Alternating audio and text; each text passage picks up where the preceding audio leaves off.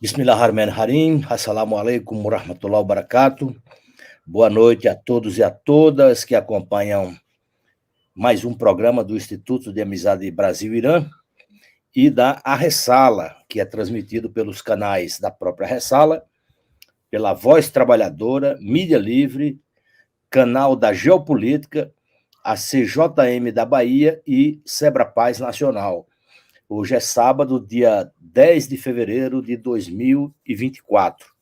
E hoje nós vamos dar continuidade a essa série de diálogos sobre os 45 anos da Revolução Islâmica do Irã e as conquistas que a Revolução Popular e anti-imperialista trouxeram ao país persa.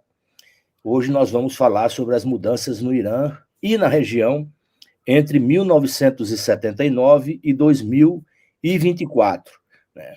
Porque sabemos que, passados esses 45 anos, a República Islâmica do Irã ostenta feitos extraordinários em todos os campos: a ciência, tecnologia, defesa, medicina e no desenvolvimento humano. E o nosso convidado para abordar esses temas em profundidade é o especialista em relações internacionais, geopolítica e geoestratégia, Mohamed Hadjab. Boa noite, irmão Mohamed, seja bem-vindo. Assalamu alaikum wa rahmatullahi wa barakatuh. Boa noite e a você, Sayed, aos nossos colegas da Ressala e aos ouvintes. Boa noite, Mohamed. Será um grande programa. Muitas pessoas estavam questionando que dia você viria, porque queriam acompanhar as suas análises, que nos programas anteriores da Ressala sobre a Palestina o seu programa teve uma grande repercussão, né? Mohamed, inicialmente eu gostaria que você nos falasse qual era a situação do Oriente Médio às vésperas da Revolução Iraniana em 1979. Se de fato, né, a Revolução Iraniana, Sayed, ela vai encerrar um ciclo, uma década conturbada de 70, né, durante a qual vão acontecer inúmeros eventos muito importantes. Primeiro, em 73, né, a Guerra do Yom Kippur, a última guerra israelo-árabe, que encerra, né, um ciclo de guerras iniciadas em 48, quando foi criado o Estado sionista de Israel em 48 na Palestina, né, em seguida a Guerra de 67, durante a qual os países árabes vão também perder essa guerra, mas também perder territórios. Eles vão perder Jerusalém, a Cisjordânia, Gaza, o Julan, né, o Golã da Síria, né, Jerusalém, obviamente, né? Então, uma situação na qual, mais uma vez, as nações árabes vão ser derrotadas, né? E que vai ter, obviamente, um impacto psicológico muito grande nas populações árabes, né? E consequências políticas também, porque esse fim da guerra, da guerra de 73 também, ela começa a trazer questionamento sobre o fracasso total do nacionalismo árabe, do socialismo árabe, do panarabismo árabe, e obviamente vão abrir brechas para que outras ideologias possam penetrar e se desenvolverem, em particular o Islã político, né? Com essa famosa frase, o Islã é a solução. O segundo evento que vai acontecer depois dessa guerra de 73 é um choque econômico que vai ser uma resposta dos países árabes exportadores de petróleo, que vão realizar um boicote do petróleo destinado, teoricamente, aos países ocidentais que apoiaram Israel. Então vai ter uma crise econômica muito grande, né? São os dois grandes eventos de 73. Eu gostaria de acrescentar um evento que não está diretamente relacionado com a nossa pauta, mas que vai acontecer em 74, porque ele segue uma lógica cronológica, e em 74, obviamente, né, o discurso de Yasser Arafat na ONU, o famoso discurso do Yasser Arafat, que aparece com uma arma e com o ramo de oliveira na mão, né, que vai ser, inclusive, feito no convite do presidente argelino, Houari Boumediene, nas Nações Unidas, um momento importante durante o qual a Assembleia Geral das Nações Unidas é presidida pela Argélia, que vai também, naquele momento, fazer um voto que vai levar à expulsão da África do Sul do apartheid. Esse momento é muito interessante, porque hoje em dia, naquele momento que estamos passando com esse palestinocídio, é a Argélia que está presidindo o Conselho de Segurança dos membros não permanentes, né, do Conselho de Segurança, e que está tentando criar uns esforços para minimizar os impactos negativos do Estado sionista na Palestina, esse genocídio em curso, mas também para tentar achar mecanismo que o levaria a ser expulso também. Mas a relação de força de 74 e de 2024 é totalmente diferente. Uma pequena parêntese que eu queria falar, porque me parece importante. Em 75, surgem dois eventos importantes. O primeiro é o início da Guerra Civil Libanesa, né? 75, 1989, né, a assinatura dos acordos de Taif, no qual, novamente, a Argélia vai desempenhar um papel importante como país mediador. Uma guerra terrível, em que diferentes facções políticas e religiosas vão se enfrentar, inclusive intercomunitárias, muçulmanos contra muçulmanos, o caso dos xiitas, do Hezbollah contra os xiitas do movimento Amal, do Sadr e do Nabi Berri, né? Você vai ter também enfrentamento dentro de próprias facções cristãs também, vai ter também enfrentamento entre muçulmano e cristão, vai ter também a guerra dos campos, nos campos palestinos, entre refugiados, e vamos ter também, obviamente, uma intervenção estrangeira com os sírios e com a invasão do Líbano por Israel em 1982, que vai, de fato, possibilitar a entrada no jogo desse novo grupo de resistência islâmica, que é o Partido de Deus, o Hezbollah. Em 75, para nos aproximar um pouco do Irã, também nós vamos ter um acordo muito famoso, que se chama os Acordos de Argel. Os Acordos de Argel são acordos que foram assinados, mais uma vez, pela mediação argelina, entre o Saddam Hussein do Iraque e também o Shah Reza Pahlavi, o Shah de Irã, para tentar resolver um problema na fronteira ao nível do rio Shatt al-Arab, né, e que diz respeito a um território disputado entre o Iraque e o Irã, que chama o Khuzestan. O professor ontem, Beaclini, falou disso um pouco, né? O Khuzestan, o que é chamado também de Arabistão, porque é um pedaço do Irã onde os falantes são arabófonos, né? Então, são os principais eventos. Em 78 também nós vamos ter os acordos de Camp David, que vão possibilitar em 79 uma assinatura de um tratado de paz entre Egito do Anwar el-Sadat e Israel de Menahem Begin, um tratado de paz durante o qual o Israel vai restituir, digamos assim, o Sinai aos egípcios, né? E vai levar a um processo que vai ser em seguida seguido, né, por outros países árabes, como a Jordânia. Depois nós tivemos nos acordos de Abrão o Sudão, nós tivemos o Marrocos, nós tivemos os Emirados Árabes Unidos e, eventualmente, uma discussão também da Arábia Saudita. E em 79, então, 11 de fevereiro de 79, a grande Revolução Islâmica Iraniana.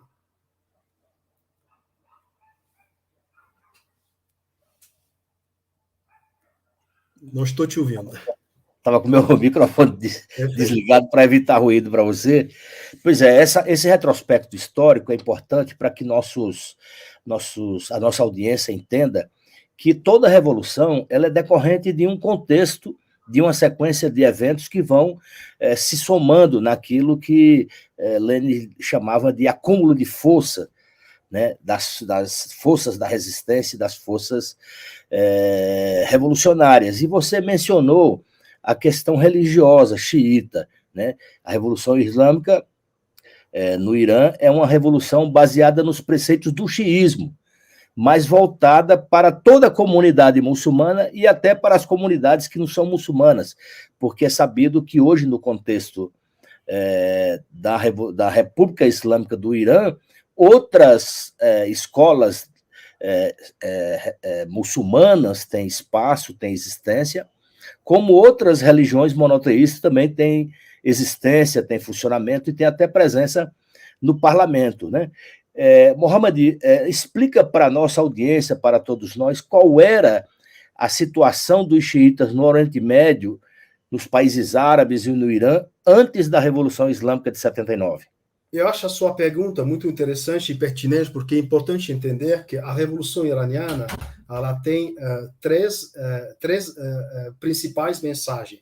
Ela tem uma mensagem interna, que diz respeito à situação do povo iraniano, né, antes da Revolução, durante os últimos duas últimas décadas, 63, Revolução Branca do Shah de Irã, e depois o início de revoltas, o foquismo em alguns vilarejos do Irã, revoltas urbanas, uma oposição que começa a aparecer ao redor de movimentos laicos, movimentos liberais, movimentos de esquerda marxistas e religiosos, né?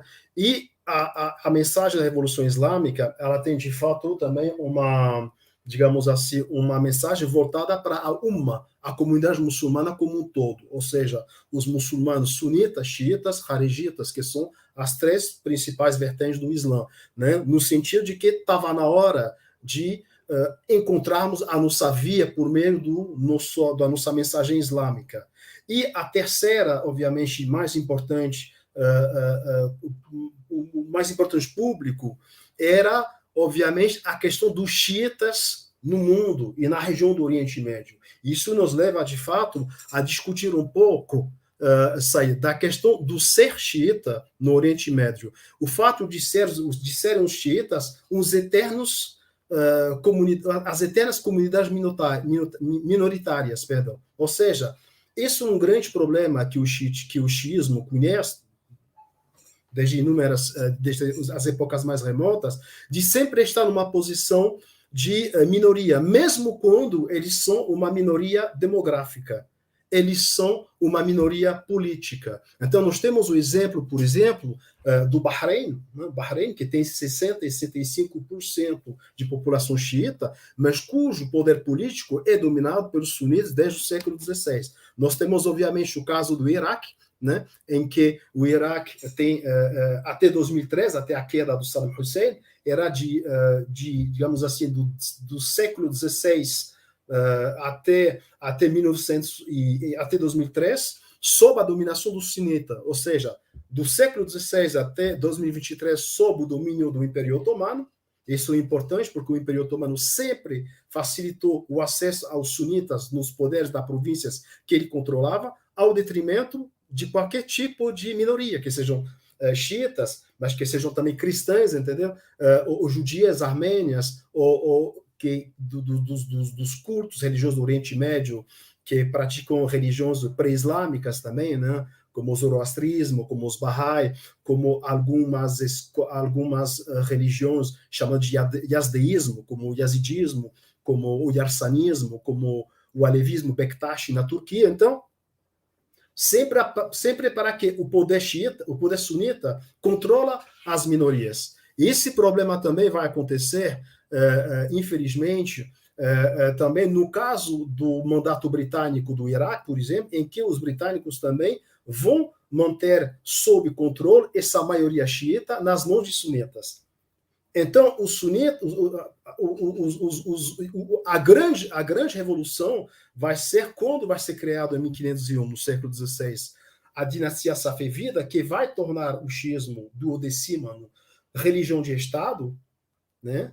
Porém com o poder religioso que se acomodava com o poder político, mas a verdadeira revolução vai acontecer é com a implementação da Revolução Iraniana em 79, né, por meio de Ruhollah Khomeini, que vai, além disso, estabelecer um dogma político-religioso chamado o Velayat al-Fiqh, que de fato vai tornar realmente a religião xiita como um ponto central. Então, essa questão da percepção do xiita como uma minoria, ela é muito, muito interessante, porque sempre algo que aconteceu há muito tempo, né? Seja que no Iraque, assim como em outros países da região, os sunitas, mesmo quando estão em minoria demográfica, se consideram a maioria, porque protegem sua identidade religiosa, né? E projetam, perdão, sua identidade religiosa, é uma área geográfica muito mais ampla do que a dos Estados-nações, né? Nos quais eles vão incorporar uma norma dominante. Eles sabem, os sunitas, que mesmo se ele morar no país onde são uma minoria, que eles representam a maioria dos muçulmanos, né? Além disso, mesmo quando, como eu já falei, eles estão em minoria demográfica, na maioria das vezes, eles são dominantes politicamente. E o Irã vai aparecer justamente como a única exceção a essa regra, né? Em que os safavidas vão conseguir relegar os sunitas, né, à periferia do império, de um ponto de vista político, como de um ponto de vista geográfico. E isso vai ser a novidade, né? Isso, de fato, é algo que eu não tinha pensado, porque eu sou sunita, né? Então, eu, por exemplo, eu nunca me defino como sunita. Eu digo que eu sou muçulmano, né? Porque eu sei inconscientemente, Said, que eu pertenço à maioria dos muçulmanos. E quem vai analisar muito bem esse fenômeno é um pesquisador iraquiano que se chama Fanar Haddad, num livro que se chama Sectarianism in Iraq, Sectarismo no Iraque, onde ele vai, de fato, analisar essa questão de ser uma minoria xiita no Oriente Médio.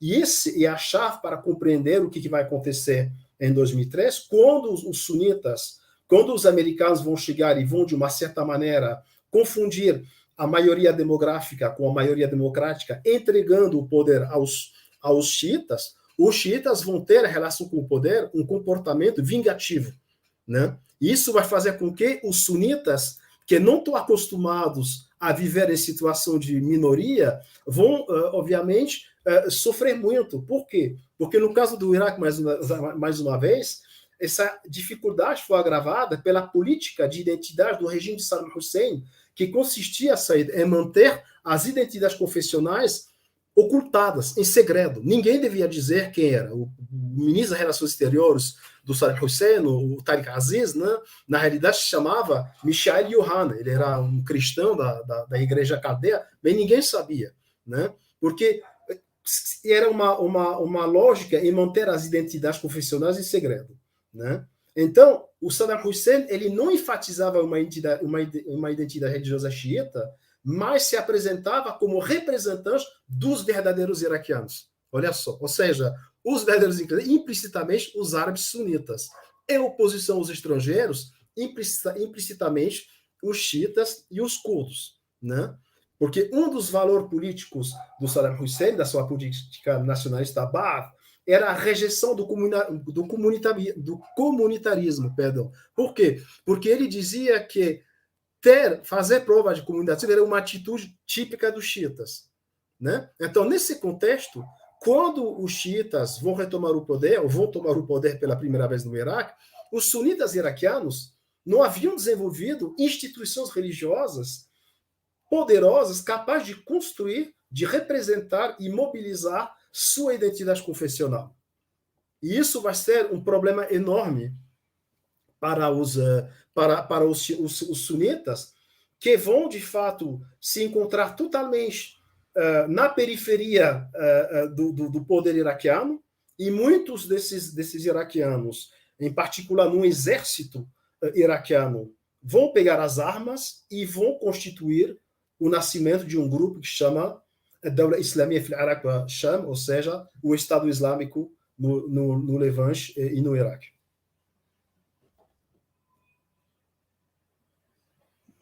Perfeito. Eu vou deixar esse microfone ligado para não haver esse delay aqui. É que eu fico sem querer que nenhum barulho interrompa a sua argumentação. Não, tranquilo, perfeito. Você pode me interromper à vontade. É que eu gosto de dar informações para as pessoas. Às vezes eu falo um pouco rápido. Eu tenho que me manter um pouco mais tranquilo. Tranquilo. O português não é minha língua natural, então tem que passar pelo francês, tem que passar. Pois é. Então, nesse contexto... ou melhor, em que contexto surgiu a Revolução Irana, a Revolução Islâmica no Irã, que foi vitoriosa graças aos esforços de milhões de homens e mulheres iranianas e do sangue de milhares de mártires, né? Então, essa revolução não foi uma revolução que ocorreu da noite para o dia, isso você vem demonstrando a cada intervenção que você faz nessa nossa transmissão de hoje. Mas o desencadeamento da revolução, aqueles momentos finais que desencadearam no 11 de setembro. Você podia nos falar mais sobre esse processo que culminou no 11 de fevereiro de 1970? 11 de fevereiro ou 11 de setembro? 11 de fevereiro. 11 de fevereiro. Porque você fala de setembro, por isso. Não, o processo que desencadeou no 11 de fevereiro. Porque Estou é com trava ali, diferente, né? que, 11 aliás, de completa fevereiro, a amanhã, Revolução Iraniana, e 11 de amanhã setembro, completa 45 anos. Né? eu fiz uma brincadeira, porque, não é uma brincadeira, é um ponto histórico importante, porque o 11 de fevereiro é a data da Revolução Iraniana, e 11 de setembro é a data do golpe de Estado do Pinochet contra Salvador Chile. Allende no Chile. É importante se relembrar disso, porque as pessoas esquecem desse momento importante também do O 11 de 11 de setembro. setembro ficou-se agora na história Não, apenas exatamente. as Torres Então, Gêmeas, mas eu teve acho um que ato. para compreender a questão da Revolução Iraniana, nós temos que falar também dessa particularidade que tem o Irã, desde que o Irã foi islamizado. Né? O Irã foi islamizado na época do segundo califa Rashidun, acho que era na época do Umar ibn Khattab, entre 632 e 634, né, que vai se iniciar, então, a penetração no Irã, que vai acontecer até 651, né, na época da dinastia sassânida. Né? E, a partir desse momento, o processo de civilização, de islamização do Irã vai continuar, porém, isso é muito importante, o processo de islamização vai acontecer normalmente, porém, não vai acontecer no Irã um processo de arabização. E os persas vão continuar a desenvolver a sua cultura, né, adotando a língua árabe como língua litúrgica da religião, e relembrando que do século VII, da conquista, a partir dos anos 660, 632, até o advento da Revolução, até a chegada no século XVI dos Safevidas, o Irã vai ser sunita. E isso é muito importante compreender, que o processo de xiitização do Irã ele começa em 1501 para acabar praticamente no século XIX. Então, o processo de xiitização da população iraniana ele vai ser muito demorado. Mas o mais importante é o fato de você sempre ter conseguido, durante essa época de desenvolvimento teológico, político e cultural, o fato de manter não apenas a língua persa, mas também todo o legado histórico e milenar dessa grande nação que é o Irã, que começa com os Aquemenidas, os médios Aquemenidas, os partas, os citas e outras civilizações, né? E isso vai permitir, por exemplo, de você ter um desenvolvimento harmonioso entre uma legislação islâmica sunita, depois xiita, mas também de conservar a literatura. No século X, por exemplo, que vai aparecer no Irã, que vai ser escrito o Shahnameh, o livro dos sábios, que vai ser inicialmente escrito por El-Daqiqi e depois pelo El-Firdusi, né? E essa obra ela vai recuperar todo o legado das velhas lendas indo-europeia, indo-iraniana, citas, partas, as histórias do príncipe Rostam, a história do Feridun e seus filhos, Irã e Turan, Irã, que vai ser o antepassado, olha como é interessante, dos iranianos, e Tur é a Turquia. Né? E já mostra que na época, né, persa já havia essa rivalidade entre os turcos e os persas por meio do Irã e por meio de Turan. Né? Aliás, Turan é uma palavra que nós vamos muito utilizar e reencontrar quando vai eclodir o nacionalismo turco pelo movimento panturanismo, que vem de Turan, que é o panturquismo, né, que vai ser desenvolvido pelo sociólogo turco Ziya Gökalp, e que faz parte do CUP, do Comitê União e Progresso, mais conhecido depois como os Jovens Turcos, na época do Mustafa Kemal. Então, a partir da criação do Estado Safaviva no século XVI, o que vai acontecer? É que ele vai aparecer como um contrapeso ao desenvolvimento do Império Otomano, que já está conquistando naquele momento quase todo o mundo árabe. Em 1501 ele se encontra aproximadamente ao nível da Turquia. Ele estará em 1517 no Egito, né? Vai ter uma batalha chamada a Batalha da Ridania, em que os turcos vão vencer os mamelucos, né? Que eram um poder que reinou de 1215 a 1357, que era uma mistura de descendentes de escravos oriundos da Ucrânia, da Geórgia, da região do Kipchak, que a gente chama de Circácia, da Abcásia, e que vão dominar a vida política do Egito durante muito tempo, para alcançar também no século XVI, no final do século XVI, o Maghreb, conquistando a Líbia, conquistando a Tunísia e, finalmente, conquistando a Argélia. Eles não vão ocupar o Marrocos. Né? Então, o que vai acontecer? Nós vamos ter dois impérios que vão se espelhar de uma certa maneira. Quer dizer que eles vão entrar em concorrência,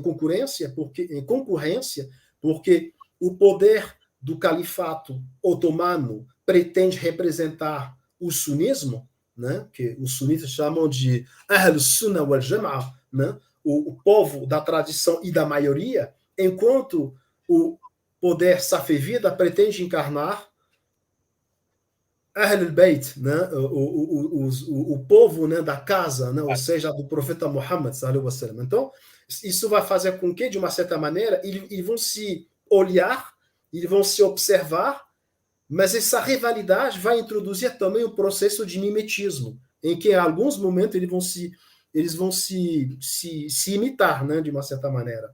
E isso é muito importante de compreender, porque esse desenvolvimento desses dois estados, né, vai também possibilitar ao Estado-nação xiita a se enraizar profundamente no Irã.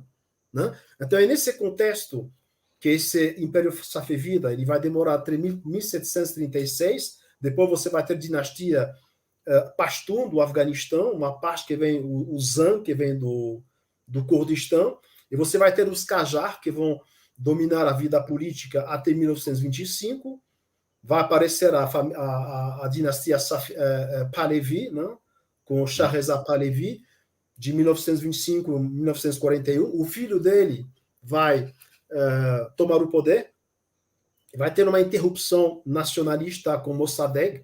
Isso foi falado um pouco ontem, né, de 51 a 53. O Mossadegh é aquele que vai nacionalizar o petróleo iraniano que estava nas mãos dos ingleses, né? Primeiro pela Anglo-Persian Oil Company, depois pela Anglo-Iranian Company, que explorava demais os iranianos. Para você ter uma ideia, em 47, a renda de petróleo era de 47 milhões de libras. Os ingleses apenas entregaram para os iranianos 7 milhões. Era muito pouco. Enquanto, no mesmo tempo, em 50, na Aramco, os Estados Unidos, que também estavam na Arábia Saudita, já fizeram 50% com a American Arabian Oil Company, Aramco. Então, isso vai criar muitos problemas. O Mossadegh, que era um homem muito íntegro, muito honesto, vai introduzir algumas reformas políticas importantes. Ele vai, primeiro, criar uma previdência social no país, não é apenas o homem da nacionalização do petróleo, ele é também aquele que vai também trazer um sistema de bem-estar para os iranianos. Infelizmente, vai ter a Operação Ajax, que vai ser feita pela CIA e pelo Secret Intelligence Service, SIS, que é o antepassado do MI6 atual, né? A inteligência britânica, e vai aparecer, então, depois, de volta, o Mohamed Reza Pahlavi, né? Que vai, de uma certa maneira, querer ocidentalizar o Irã ao detrimento da identidade cultural ancestral iraniana, o que vai criar muitos problemas, mas ele vai também trazer algumas melhores no que diz respeito às condições das mulheres. Ele vai introduzir a obrigatoriedade da escola para as mulheres, ele vai introduzir o direito de divórcio, que vai de fato criar uma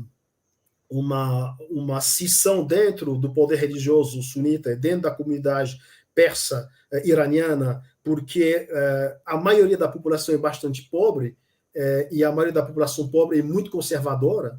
Então, essa medida de fato, querer dar o direito de divórcio vai ser muito mal percebido, inclusive, isso é em 63, no momento da Revolução Branca, né? E ele vai também, então, é a partir desse momento que o Ayatollah Khomeini vai começar a aparecer no cenário político, né, que os mullah iranianos vão começar a sair do seu refúgio teológico para começar a integrar a vida política. Mas é importante relembrar que não é a primeira vez que o poder religioso vai entrar em ação política. Porque a coisa que é muito importante de relembrar que o poder religioso xiita, do século XVII até, digamos, a Revolução, a chegada dos Palevi, ele ficou se acomodando dos poderes políticos que chegavam. Ele ficava amigo a amigo, né? Não estava se metendo muito, né? Para falar francamente.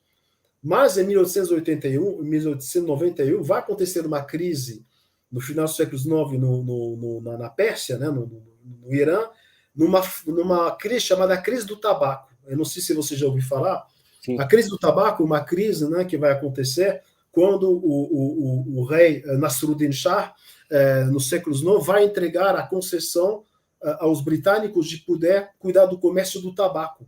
Então, comercialização, transporte, cultivo, ao detrimento da cadeia econômica iraniana, persa. Isso vai criar todo um movimento de contestação que vai ser conduzido por um mullah iraniano que se chama Mirza Hassan, cujo nome é Sayyid Muhammad Hassan el-Shirazi, né, que vai decretar uma fatwa, um decreto jurídico religioso proibindo o comércio, a produção e o transporte do tabaco. E o Estado iraniano vai ter que recuar. Então, a partir de 63, os iranianos, o Shah vai começar a exportar muito petróleo, o petróleo, a renda vai melhorar, porém, ao mesmo tempo, a inflação vai aumentar, crise econômica sobre crise econômica, o poder dos religiosos vai começar a se organizar, ao mesmo tempo que se organiza, como eu já falei, a esquerda, os partidos laicos. Dentro também do movimento xiita, existe uma personagem, um pensador que eu gosto muito, que é o Ali Shariati, né, que representa a corrente esquerda da Revolução Islâmica, que é também um homem de letra muito famoso. Eu esqueci de dizer que ele vai ser preso pelo Mohamed Reza Pahlavi, e que durante os acordos de Argélia de 75, quando a Argélia vai fazer esse acordo entre o Irã de paz, em 75, a Argélia vai pedir a libertação de Ali Shariati. Por quê? Porque durante a guerra de libertação da Argélia, o Ali Shariati lutou com os argelinos contra os franceses. Ele era membro da Frente de Libertação Argelina e amigo do Frantz Fanon, que também lutava ao lado dos nacionalistas argelinos para ter a sua independência, né? Então você vai ter inúmeros, como dizer, guerras, né? Revoltas, greves, vai ter um ponto de foquismo. Para quem não sabe, o foquismo é uma estratégia de guerra que foi implementada pelo Che Guevara e pelo intelectual francês Régis Debray, que consiste em criar focos revolucionários para desestabilizar o imperialismo, né? E o que vai acontecer também é que, pouco a pouco, os americanos vão começar a largar a mão do apoio do Shah, porque ele também vai começar a diversificar a venda do seu petróleo para outros países do que os Estados Unidos, a Inglaterra e Israel também, que era um parceiro, que era um cliente, né, do Irã, do Reza Pahlavi, né? Então, pouco a pouco, a situação vai se intolerável, o Shah vai provocar a população, ele vai organizar, por exemplo, o aniversário dos 2.500 anos de existência do Irã, fazendo uma festa maravilhosa, supervalorizando o legado pré-islâmico, ao detrimento do legado islâmico, para incomodar os religiosos. Ele vai decidir de mudar o calendário solar dos iranianos, que se chama Shams Hijra, que começa no Hijra, para começar mais cedo, na época do Ciro II, 2.000 anos mais tarde, e vai tentar criar uma confusão, o que vai irritar não apenas os mullah iranianos, mas também a população iraniana, e vai ter um movimento de solidariedade que vai se criar ao redor do Khomeini, que vai ser expulso, eu esqueci de dizer, em 64, do Irã, quando ele vai contestar as medidas tomadas pelo Shah durante a Revolução Branca. Ele vai para o Iraque, Turquia, na França. Da França, ele volta em 79 em Teherã, né? As revoltas vão começar a ser muito duras a partir de 78. Vai ter, então, uma obrigação para o Shah de deixar o Irã. Ele vai passar por vários países, vai se refugiar no Egito, no Marrocos e depois nos Estados Unidos. E o Estado iraniano vai pedir aos Estados Unidos de entregar o Shah de Irã, né? E eles vão recusar, o que vai levar depois à crise dos reféns da Embaixada dos Estados Unidos, em 79, durante os quais os membros da embaixada, os funcionários da embaixada americana vão ficar reféns durante 444 dias. E essa crise vai ser, mais uma vez, resolvida por meio da mediação argelina, por os acordos de Argel de 81, em que a Argel, mais uma vez, vai salvar a pele dos Estados Unidos, porque ela tinha boas relações com o Irã. Então é assim que entra, de uma certa maneira, em jogo a Revolução Iraniana, né? Porque nós não temos muito tempo, podia até falar de mais coisas, e, obviamente, né, por meio de um sistema político, eu não sei se você vai me perguntar, falar, do Velayat el-Faqih. Eu ia te perguntar, Mohamed, partindo de um princípio, não é nem um princípio islâmico, é um princípio leninista, né? Que sem teoria revolucionária não existe movimento revolucionário, né? Então, esses episódios históricos, esse acúmulo de forças para que desencadearam a Revolução de Fevereiro de 1979, em cada fase houve teóricos, pessoas que formularam propostas, avaliações sobre o quadro da realidade, etc., né? E nós sabemos que no processo revolucionário iraniano também ocorreu o mesmo.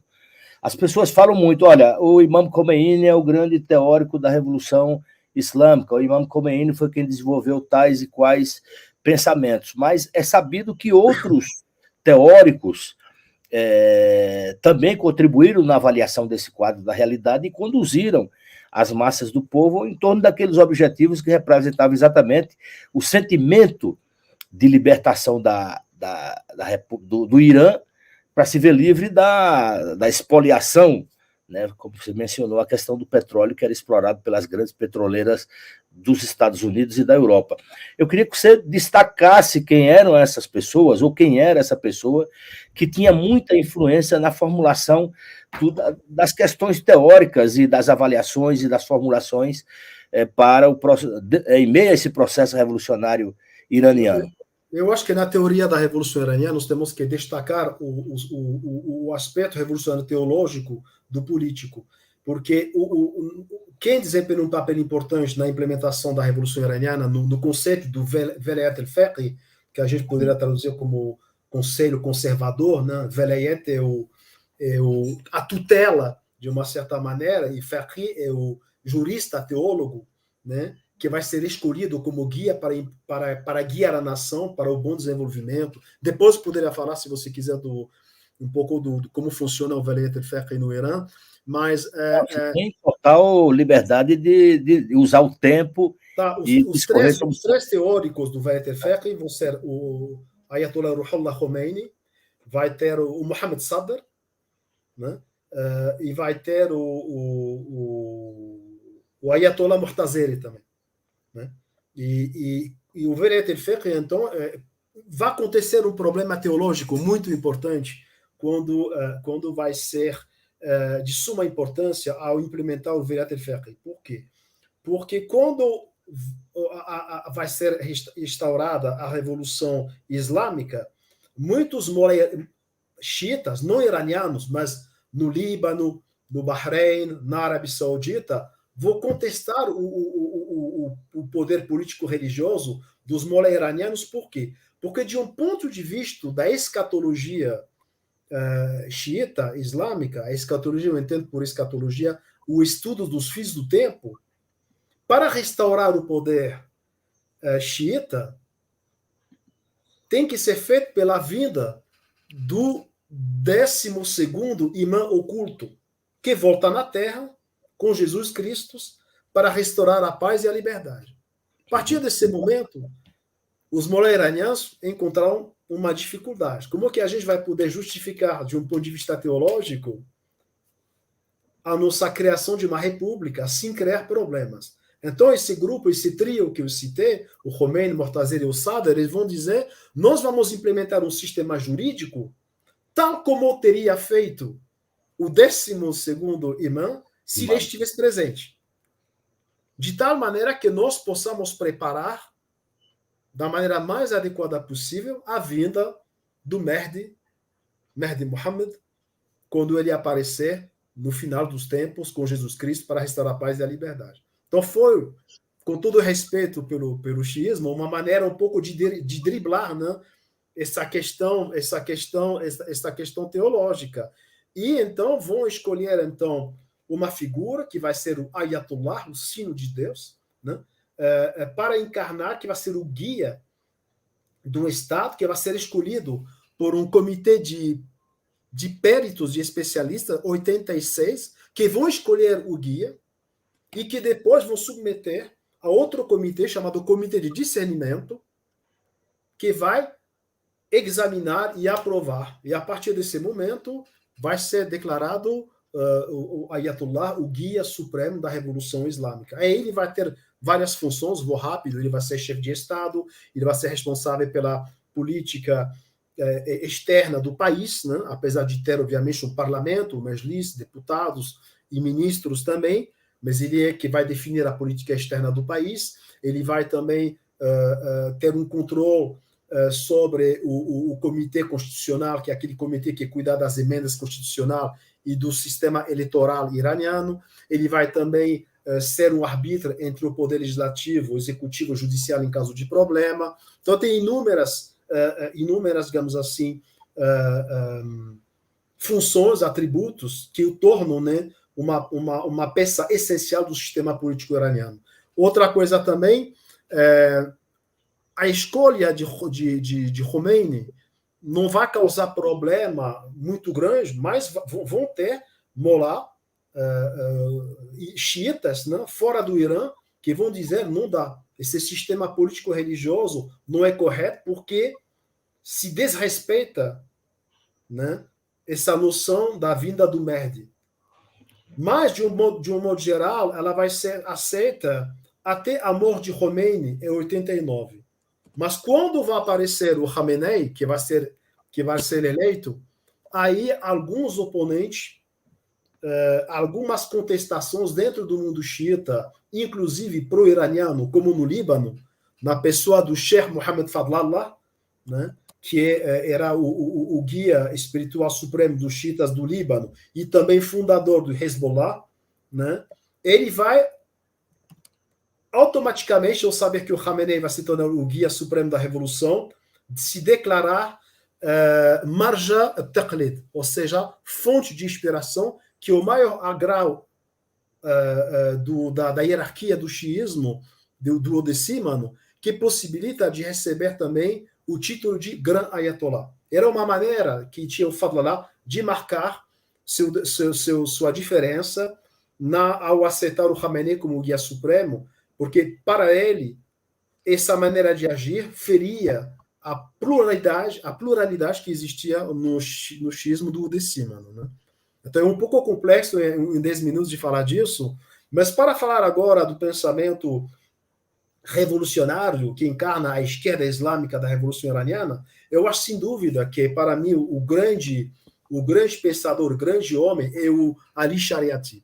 Ali Shariati é um pensador que é sociólogo, formado em letras, que vai estudar nos anos 50 na Sorbonne, em Paris, né? Ele vai se tornar, inclusive, em 58, o melhor aluno, ele vai conseguir a melhor nota de alunos graduados na Sorbonne em letras, vai se formar em sociologia e, durante os anos 50, vai se iniciar uma revolução, uma outra revolução, né, que é a Revolução Argelina, né, a independência da Argélia, 54, 62, a qual o Shariati vai participar. Ele vai, então, encontrar inúmeros líderes nacionalistas, marxistas, de esquerda também, que são envolvidos na luta, cubanos, egípcios, libaneses, e Frantz Fanon. Frantz Fanon, o autor de Os Condenados da Terra, e como o Al-Shariati é um homem de letra, é o Shariati que vai traduzir para a língua persa todas as obras do Frantz Fanon. Ele vai voltar e, cercado de pensamentos de esquerda, marxistas, ele vai, de fato, fazer uma associação entre a ideia de justiça social no Islã e a ideia de justiça social que existe no marxismo também. E ele vai juntar os dois. Então, ele vai, de uma certa maneira, ser o representante de uma vanguarda chamada o xiismo vermelho. Ele vai dizer que o xiismo vermelho se opõe ao xiismo preto duodecímano, ele vai dizer, ele vai afirmar, ele vai dizer, nossas mesquitas, nossos pregadores e nossos marxistas cuidam muito mais do povo, dos desfavorecidos, que nossos FAQ, que nossos especialistas em direito islâmico, que pensam muito no dinheiro e que tornaram a nossa jurisdição capitalista. Ele fala isso. Né? Mas por que ele fala isso também? É porque uma das consequências, uma das razões pela qual também o clérigo xiita vai se revoltar na época do Reza Pahlavi é porque o Reza Pahlavi vai iniciar uma reforma agrária que vai diminuir também as propriedades do clérigo xiita, de alguns clérigos xiitas que tinham dinheiro, que tinham grande propriedade de terras, né, fundiárias, né, e que não queriam reduzir essas terras, né, ao benefício de população que precisava. Então, essa denúncia que faz o Ali Shariati é uma denúncia contra os elementos do clérigo xiita que ele considera como antirrevolucionário. Não basta você ser conservador se você é antirrevolucionário.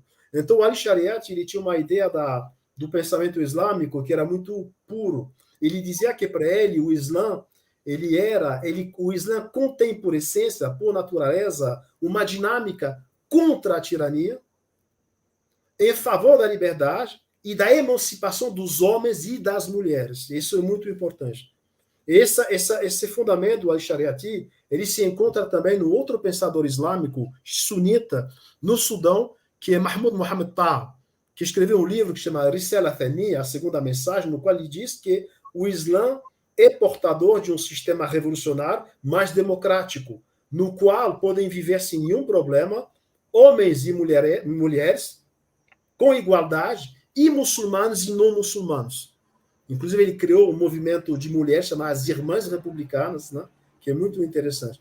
Então, para mim, o Ali Shariati, ele é aquele que encarna o hífen entre a religião, né, o xiismo, porque o xiismo ele é, de uma certa maneira, portador, né, ele foi portador entre o século VII e o século X de um radicalismo revolucionário. Né? Porque no início, quando apareceu o movimento xiita, os alis ao redor do Sina Ali ibn Abu Talib, o xiismo era um movimento puramente esotérico.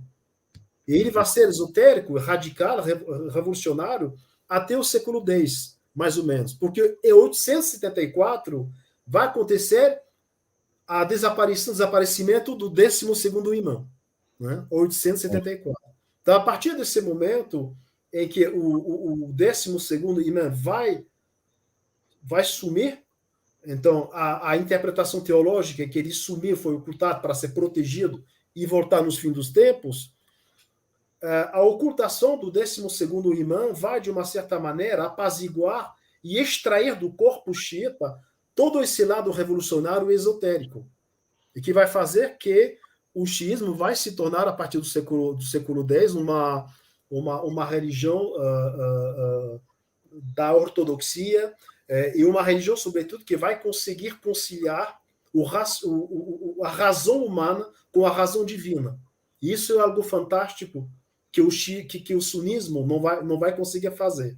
O sunismo vai conseguir fazer isso na época de Al-Mamun, no século IX, né? Por meio de um movimento chamado o Mu'tazilita, né? Que é um movimento que queria, de uma certa maneira, digamos assim, uma escola de teologia muçulmana, né? Que queria assim associar o logos grego, né? Aos elementos do Alcorão, né? Era uma escola que rejeitava totalmente o antropomorfismo divino, refutava a ideia de que o Alcorão era eterno, incriado, e colocava a noção de livre-árbitro humano no centro dos seus fundamentos. Mas, naquela época, o sultão Al-Mamun vai ter que enfrentar uma oposição muito forte. Então, para mim, Ali Shariati é aquele que mais me marcou. Inclusive, existe hoje também um movimento chamado neo-shariatismo. O Shariati também ele vai criticar muito o conceito de ocidentalidade, que os iranianos chamam de Gharb Zadeghi, Gharb-Zadeghi é um conceito de ocidentalidade, de uma certa maneira de criticar aqueles que querem imitar o Irã, ocidentalizar o Irã, em vez de modernizar o Irã. E daí a confusão. Perfeito. Nossa, eu acho que um programa de 1 hora é muito pouco. O tempo voou e nós ainda teríamos várias outras questões para abordar. Aliás, Mohamed, eu já te convido para você voltar outro dia, na próxima semana, se você tiver disposição, para a gente, além desses temas pretéritos, que são muito importantes para você contextualizar o processo revolucionário de construção do Irã, da nova república, da República Islâmica do Irã, né, tem as questões da atualidade, né? O Irã hoje passa por um processo que, ao completar 45, eles dizem que são inúmeros avanços. Até hoje, nós divulgamos nas redes sociais, pelos diversos canais de WhatsApp, Telegram, etc., um apanhado desses enormes avanços do Irã, da República Islâmica do Irã, nos diversos campos, da educação, da ciência, da medicina, da agricultura, da indústria, da tecnologia, da defesa, inclusive, né? Então, acho que nós vamos ter que fazer um programa especialmente para discutir essas questões da atualidade. Mas sabe uma coisa? Na realidade, eu acho que não se trata de uma... A gente fala de progressos. É o que o Irã é. O Irã sempre foi uma vanguarda na medicina, na época de Razes. Quem inventou a oftalmologia na medicina, nas matemáticas, o sistema agrário. Ou seja, na realidade, os persas e hoje os iranianos voltam a ser, que eles foram de todo o tempo, uma grande civilização, como foram os chineses, né? Então, vocês focaram muito nas excelentes lives do meu amigo, o Dr. Assad Frangier, e do professor Beaclini, as questões de geoestratégia, né? Dessa renovação tecnológica, que é impressionante quando você pensa, porque quando chega ao poder o Khomeini, quando ele chega ao poder em 79, aconteceram muitas purgas no exército iraniano. Não falo dos guardas da Revolução, falo do Artash, o exército terrestre, que passou de 500 mil a 250 mil homens. Quase a metade foi saída. E ele teve que enfrentar uma guerra de 8 anos contra o Iraque,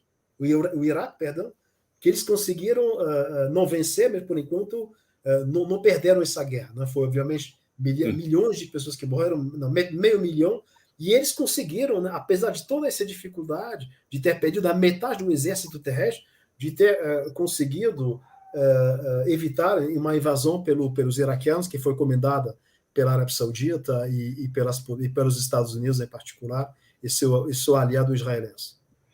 Perfeito. Mas, então, ficamos combinados que você volta semana que vem para a gente dar continuidade.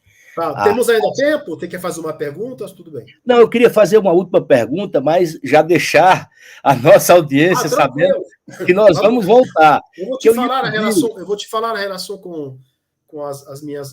Porque já saíram muitas missões na África, no máximo passou 1 mês na Costa do Marfim, no Benin e no Camerun. Então, aliás, eu esqueci de falar dos xiitas na África também, na Nigéria, no leste. Isso era outro debate. Mas essa série de diálogos nós vamos interromper segunda e terça-feira e retornaremos na quarta, quinta, sexta, sábado, domingo. Então, se nesse intervalo você tem algum dia... a semana que vem, porque vão surgir muitos trabalhos, reuniões e tal, mas eu te falo. Perfeito. Mas eu não queria, Mohamed, que a gente encerrasse o programa sem você dar uma opinião, uma posição sobre Irã 2024. E aí já deixar essa questão para um aprofundamento num outro programa, mas eu gostaria que você opinasse sobre Irã 2024. Então, 2024, o Irã, nós podemos observar o empoderamento tecnológico do Irã. Vocês falam muito da questão das armas, né? Se esquecer que até emprestaram, né, armas para a Rússia, drones, né, iranianos para os russos durante a guerra, que mostra que, de fato, ver uma potência tecnológica como a Rússia confiar na tecnologia iraniana significa que, de fato, se trata de uma tecnologia de qualidade, né? Então, um país cada vez mais importante, né? Um país muito difícil, digamos assim, de destruir, inclusive porque hoje em 2024, o Irã conseguiu, por meio de uma diplomacia chinesa e do sultanato de Omã, que não temos que esquecer, iniciar um processo de normalização com a Arábia Saudita, o que pode, de fato, levar, se esse processo elevado até o final, a criar uma situação mais relaxada para a relação sunita-xiita, né? E em particular no Iraque, em que existe muitos problemas, né? Muito confrontamento, muitos enfrentos entre ambas as comunidades. Isso é muito importante. Eu acho que hoje em dia, no mundo islâmico, ele se torna a vanguarda, o representante da causa palestina, né? Porque no mundo árabe, hoje eu diria, fora talvez a Argélia, que de fato é um país que mostra muito empenho em defender. Eu não digo isso porque eu sou de origem argelina, mas é porque de fato é um país que sempre mostrou uma atitude muito correta com os palestinos, né? É o único país árabe, porque o que você tem no mundo árabe? Marrocos fez acordo com Israel, os Emirados também, o Sudão, a Jordânia, o Egito, o Sultanato de Omã é quase, talvez o Kuwait, não sabemos. Então, o mundo árabe, né, quase na sua maioria, está normalizando suas relações. Então, o Irã aparece como o principal vetor possível de ajuda direta à Palestina, primeiro porque está muito próximo, também porque ele tem alianças islâmicas, uma com o Hamas, né? Mas uma também que é mais importante, você falou rapidamente ontem com o Dr. Baklani, que o jihad palestino, o jihad islâmico na Palestina, que você tinha falado ontem que ele era apoiado pelo Irã, mas é mais do que apoiado, é um movimento sunita, mas de inspiração revolucionária xiita, né? Que foi fundado por Fahed Shirahi. Então mostra esse movimento, ele é precioso porque ele mostra o quanto é possível de conciliar xiismo e sunismo, não apenas para lutar em favor da Palestina, mas também de outras causas que assolam o mundo islâmico, como a islamofobia, né? Não haverá vitória contra a islamofobia se não tiver união entre os muçulmanos. Então o Irã é uma potência que está se desenvolvendo no futuro, hoje integrou o grupo dos BRICS, ou seja, vai ter uma importância regional e internacional aumentada por 1000, né? Porque hoje em dia ele faz parte de um grupo que representa o PIB superior ao PIB do Ocidente, né? Então ele está agora jogando, né, na corda das grandes nações e tomara que continue, inshallah. Inshallah. Mohamed, muito obrigado pela sua participação. Tomara que você tenha tempo para a gente fazer mais um programa sobre a atualidade da Revolução Islâmica do Irã e, então, e também a gente analisar questões relativas à luta de libertação do povo palestino, cujos esforços é um compromisso iraniano. O Imam Khomeini, uma das primeiras mensagens para o mundo foi sobre a questão palestina, onde ele hipotecou o irrestrito apoio à luta de libertação da Palestina. Então, espero que... E retirou também o representante de Israel para criar a Embaixada da Palestina também, né? Isso Sim. foi um ato fundador também. Espero que você tenha tempo. E eu quero agradecer a todas as pessoas que nos acompanharam na noite de hoje, pelo canal da Ressala, pelo canal A Voz Trabalhadora, pelo canal da Mídia Livre, pelo canal da Geopolítica, pelo canal da CJM da Bahia e pelo Sebra Price. Mohamed, fique à vontade para se despedir da nossa audiência. Said, muito obrigado a você, a Ressala, e a todas as pessoas ouvintes que ouviram. Espero ter conseguido contribuir em dar um início de respostas, né, sobre algumas questões numa hora, né, porque é uma questão muito complexa. Eu fico à disposição também para responder em caso de dúvidas, de qualquer dúvida, né? E eu falo até logo, então, e muito obrigado a todos e a todas. Até logo, se Deus quiser. E uma excelente festa, então, amanhã, de Revolução Iraniana para os nossos amigos iranianos e meus irmãos e irmãs xiitas. Salam alaikum. Salam alaikum, rahmatullah, boa noite. Até amanhã, pessoal.